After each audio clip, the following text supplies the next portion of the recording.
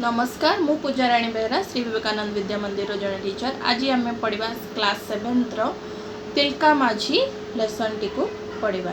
तिलका माझी lesson T हूँ जो आम पूर्व वीडियो रे पढ़ी थे बिरसा मुंडा जड़े फ्रीडम फाइटर आदिवासी फ्रीडम फाइटर विषय पढ़ी थे तार फॉलोअप लेसन टी। तो चलतु जाना तिलका माझी विषय। तो प्रथम जाना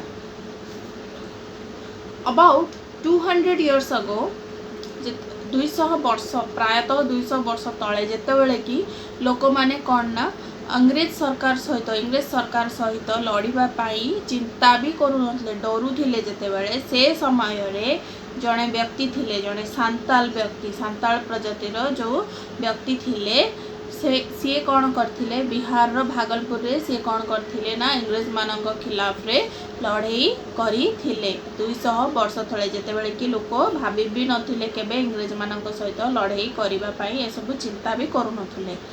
सी सेतेबाला लड़ाई करिकी आम देश को कौन आम मानकू स्वाधीनतार रास्ता रे चलिबा पई अनुगामी करैथिले। तो चलतु जानिबा सेमती गोटे फ्रीडम फाइटर स्टोरी। तांको ना होची कौन तिलका माझी। हिस्ट्री रे तांको ना एबे मेंशन नाही किंतु आमे आज पढ़ा तिलका माझी विषय रे। तो चलतु स्टार्ट करबा। इन 1750 Tilka Majhi was born in Murmu family in a small village near in Bihar.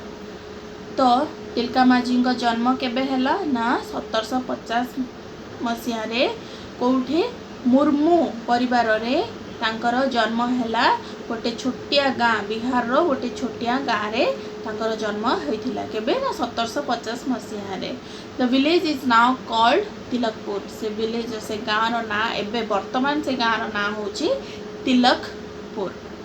The Murmus are priest among the Santal. Santal मानकरे जो प्रीस्ट माने जो पूजा काम करंती से माने हुंती कोन ना से माने मुर्मूस ए जो फैमिली रे तिलक माझी जन्म होइथिला से से माने कौन करंती ना सांताल मानकर पूजारी अटंती पूजा काम जो माने करंती। सो Tilka use to worship Marang Guru from his early days.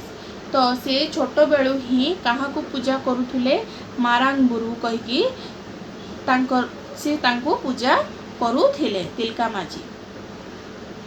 As the days went by, he grew up to be a religious man. जेतेबेले से जेमती बड़ ही जाउथिले से कौन ना गोटे रिलीजियस मैन माने गोटे धार्मिक पुरुष रे परिणत होई जाउथिले। People of all religions had great love and respect for him and they called him Tilka बाबा। सबु धर्मर लोक माने तांको कौन करथुले ना स्नेह और सम्मान दौले कौन बोली डाकुले तिलका बाबा बोली डाकुले। Tilka was also very good at using bows and arrows.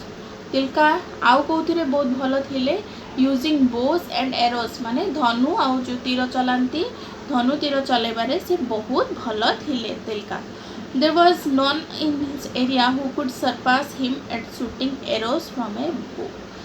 तांको एरिया रे तांको आखपाख अंचल एमती कहीं भी नथिले जी कि तिलका को पछरे पकईदब धनु तीर चलैबारे से बहुत पारंगम थिले सेथिरे। He used to train the young man of the village in shooting arrows. से कौन करथुले ना युवक मानकु गाँव युवक मानकु धनु और तीर चलैबार शिक्षा दौथिले। The Santals as you know are freedom loving people. जेमती आमे जानी छे सांताल माने कौन स्वाधीन भाव में बंचवा को बहुत भल पाती। In those days they lived a free life without any outside control. सेतेबेले से माने कौन करुथिले ना आराम से गोटे स्वाधीन भाव में बंचुथिले अन्य मानक अधीन रे न रहीकि निजे निजर मालिक होइकि बंचुथिले। They cleared the forest prepared fields and grew different kinds of crops. कौन कौन काम करुथिले से माने जंगल सफा करुथिले आउ कौन जंगल सफा करिकी जमी तैयारी करथुले आउ विभिन्न प्रकारर शस्य अमल करुथिले।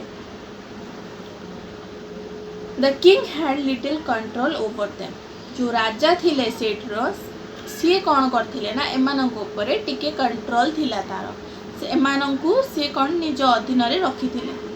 Once or twice a year they had to help the king when there was a war. तो प्रति वर्ष थरे किंबा दुई थर ये सांताल माने कौन करेंगे ना राजा को हेल्प करुले कौ समय जदि कौन से युद्ध होता ताले एमाने कौन करुले राजा को साहाय्य करुले. But after the Plassey battle the British became the rulers of Bengal Bihar and Odisha. किंतु जो पलासी बैटल है युद्ध है तापर कौन है ना ब्रिटिशर्स माने इंग्लिश सरकार सी आसिकी कौन कला ना शासन करने को लगिला क्या ऊपर बेंगल आउ बिहार आउ ओडिशा ऊपर आम ओडिशा ऊपर ये तीनोटी स्टेट ऊपर सी कौन कला ना तार शासन चलेला किए इंग्लिश सरकार. The king of Bhagalpur came under the control of British. तापर कौन है जो इंग्लिश सरकार आसिकी शासन चलेला तो राजा मध्य ऑटोमेटिकली कौन है तांको कंट्रोल को तांको अधीन को पड़ेगला. The British wanted to collect more money. ये जो इंग्लिश सरकार थिले अंग्रेज माने एमाने कौन चाहूले कलेक्ट करने अधिक टंका आदाय करने चाहूले. They asked the king of Bhagalpur for more money. से कौन कले ना राजा को अधिक टंका मागिले अंग्रेज माने. The king in turn appointed outsiders to collect rent from the tribals. तो सी कौन कला से टंका देवाई बाहर लोक आणिकी रखीदेला ट्राइबल्स ए आदिवासी मान टंका कलेक्ट करने बाहर लोक आणिकी रखीदेला. से किए राजा some tribal villages were given as pattas by some landlords. तो किछि आदिवासी गाँ गुड़ी को कौन तांको जमी हिसाब से पट्टा दि जाऊला माने जमीर कागज पत्र बाय सम लैंडलॉर्ड जमींदार माने दौथिले ताको. The landlords asked the Santals to pay more taxes and often took away their property and lands. तापर ये जो जमींदार माने कौन कले कहले कि एमानंको ये जो ट्राइबल आदिवासी लोक मानंको तुमे अधिक कर दियो नाही बेले तुमरो जो प्रॉपर्टी अच्छी संपत्ति अच्छी और जो जमी अच्छी से गुड़ी को निया होई जिवो. Tilka did not like this. He asked the Santals not to pay taxes. एडा कौन तिलका पसंद करिले नाही और से सांताल मानंको कहले कि तुमे माने केही भी कर देबो नाही. The Santals became a real problem for the government. या फल कौन है सांताल्स माने सरकार पाई असुविधा होई गले. To bring the Santals under control, a new collector was appointed in Bhagalpur. His name was Clearaland.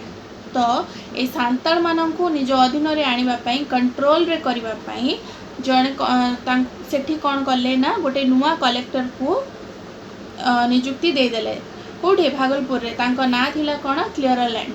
In different ways he tried to bring the Santals under control. से कौन भिन्न भिन्न प्रकार रे ए सांताल मानन को निज अधीन रे आनिबा पई चेष्टा कला. He appointed soldiers from other tribes to fight against the Santal. से कौन कला अन्य आदिवासी दलर किछि सैनिक मानक आनिकी नियुक्ति देला एठी कौन ना ए सांताल मानक सहित युद्ध करने.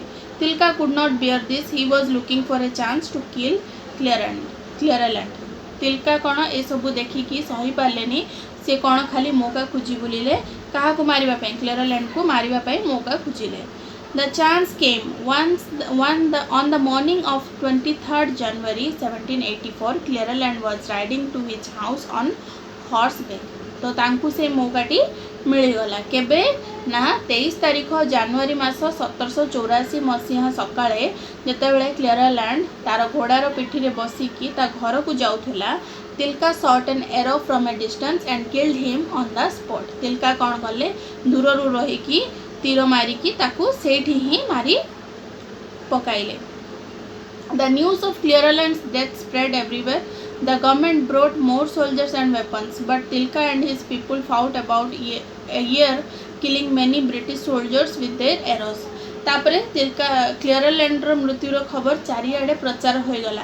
तापर अंग्रेज माने कौन कले बाहर बहुत सैनिक अस्त्र शस्त्र सबू नहीं आसिले. एमती है कि तिलका माझी आउ अंग्रेज मानक भितर प्राय गोटे वर्ष पर्यंत युद्ध चलिला. आउ एमाने कौन बहु संख्यक अंग्रेज मानक मारिकी पकईले. At last they made a sudden attack on Tilka and his followers. शेष में एमाने कौन कले हठात तिलका माझी ऊपर अटैक कले. अटैक करिकी तांको कौन कले ना arrest करनेले.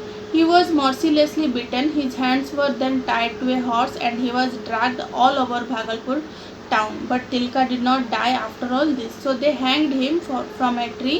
The place is known today as Tilka Chhat. तापर से माने कौन कले तांको निर्दय भाव मारिबाकू लगिले मारी कौन कले तांको हाथ को घोड़ा रे बांधिकी घोषाड़ी घोषाड़ी पूरा टाउन रे बुलेले किंतु सेतिकिरे भी से मरी नथिले तांको कौन कले नहीं कि गोटे गछरे टंगई देले से जो जगार तांको टंगईले सेटा को कौन कह जाउछि ना एबे तिलका छक बोली कह जाउछि छक बोली कह जाउछि। History has forgotten Tilka Majhi इतिहास तिलका माझी को अवश्य भूली जाइछि। His name is not found in the history books but many people who came to Bhagalpur pay their respects to Tilka किंतु कौन बहुत संख्यक लोक भागलपुर को आसिकी तिलका माझी को एवं मध्य सम्मान जनाउछन्ति। In 1969 the Seemant Gandhi Khan Abdul Gaffar Khan came to Bhagalpur 1969 मसीह कि सीमंत गांधी आ अब्दुल गफर खान ए दुई जन भागलपुर जाइकी तिलका छक को जाइकी जोठी तांको फांसी दिया जाइथिला तिलका माझी को जाइकी निजर रेस्पेक्ट जणे थिले। ए ग्रेट मार्टियर माने जणे महान शहीद जी कि आम देश पाई कहीकि निज जीवन दे देथिले। तो तिलका माझी रो स्टोरी टी एठी एंड करिबा नेक्स्ट वीडियो रे हम नुवा किछि चैप्टर पढिबा। Thank you.